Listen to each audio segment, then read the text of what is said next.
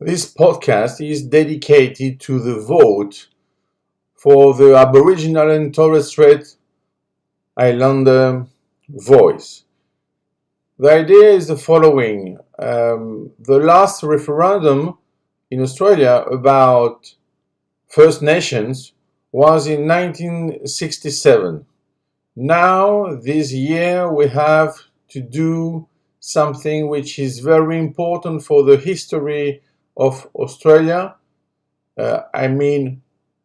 whole Australia, and it's very important also, of course, for the Aboriginal people. Why? Because they will be able to do something at the level of the Parliament, and they will be able also to talk to the government about specific subjects for themselves. So it's very important also to see that with this vote, it will be the first time for the Constitution of Australia to mention the existence of the Aboriginal people of the First Nations.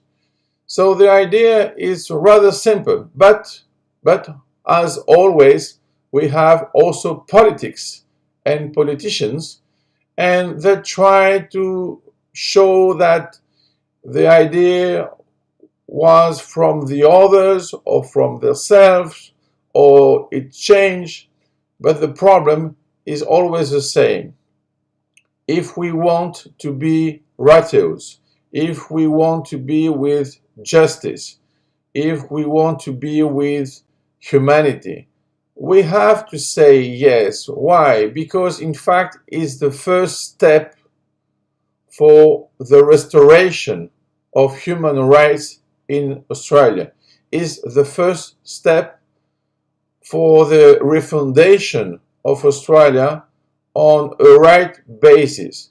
So for me, at least, of course, we are in Europe and it's not so important for the Australian, but they have also to think that people in Europe, people in America are also Australians right now, and by this way they are also Aboriginal people because they want justice for all the people who are living in Australia.